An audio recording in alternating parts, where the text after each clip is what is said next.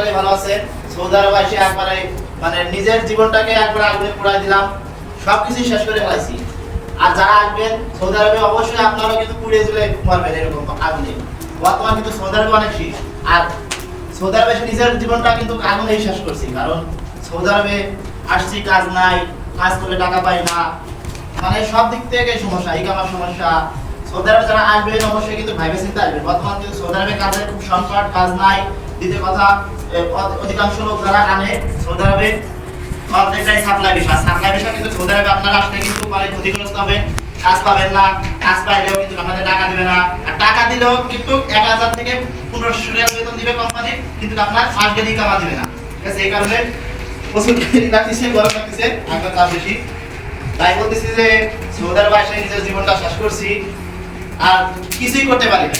আজকে 4 বছর সৌদি আরবে আইছি, নিজের জন্য কিছুই করতে পারি, যে পরিশ্রম করতেছি, যা ইনকাম করি সমান সমান। সৌদি আরবে একটা ফ্রি ভিসা লোক, মানে ফ্রি ভিসা বলতে তো কোনো ভিসা নাই, কবির আন্ডার যারা আছে 500 টাকা কবি ফায়দা, বছর শেষে 3000 দিয়ে আটা বানানো লাগবে, আবার প্রতি মাসে কবি দিয়ে লাগবে, টোটাল এভরিথিং 10000 রিয়াল খরচ আছে। আবার নিজের 10000 রিয়াল খাবার খরচ আছে, সব মিলে কিন্তু পকেটে কিন্তু 0 টাকা থাকে। তো যারা সৌদি আরবে আসতেছেন, ফ্রি ভিসা চিন্তা করতেছেন যে ফ্রি ভিসা গেলে আমি এই কাজ করতে পারবো, এই কাজ করতে পারবো, আমি মাস গেলে 1 লাখ টাকা ইনকাম করতে, হ্যাঁ মাস গেলে 1 লাখ টাকা ইনকাম করতে পারবেন, এটা শিওর, যদি কাজ ভালো কাজ পান।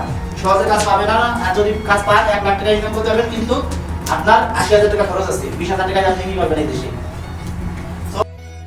ঘুরতে না ঘুরতে এই কামা চলে আসবে, আপনি ইনকাম করবেন কত, ভাঙবেন কত। আপনারা যারা ফ্রি ভিসায় মানে কফিল আন্ডারে যারা আসবেন, যে যাদের দালালে বলতে এটা ফ্রি ভিসায় আসবেন যারা, আপনারা কিন্তু দিন আর সত্যি হতে পারবেন না। 5 লাখ টাকা খরচ করে আসবেন, 5 লাখ টাকা কিন্তু 5 বছরে উঠাতে পারবেন না। এখন আপনার সিদ্ধান্ত, টাকা আপনার সিদ্ধান্ত, আপনি আসবেন না আসবেন।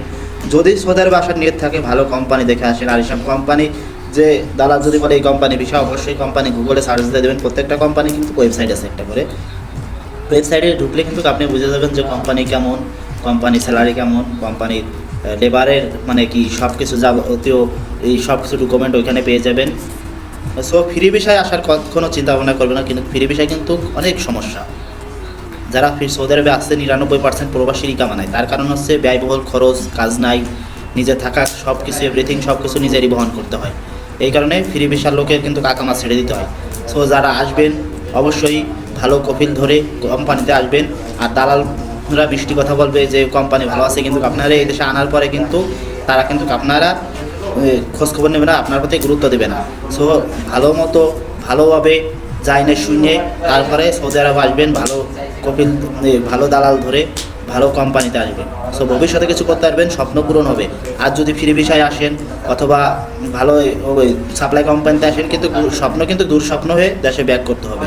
সো ভালো থাকবেন, আমার জন্য দোয়া করবেন, এবং যেন আমি সত্য কথা আপনাদের মাঝে তুলে ধরতে পারি, প্রতিবাদ করতে পারি অন্যায়ের। সেজন্য আপনারা আমার পাশে থাকবেন, আমার জন্য দোয়া করবেন। সকলে ভালো থাকবেন, সকল প্রবাসীর জন্য দোয়া করবেন, যেন প্রবাসীর মাটিতে তারা সুস্থ থাকতে পারে, ভালো থাকতে পারে। আল্লাহ যেন তাদের ইনকামে বরকত দান করে। আল্লাহ হাফিজ।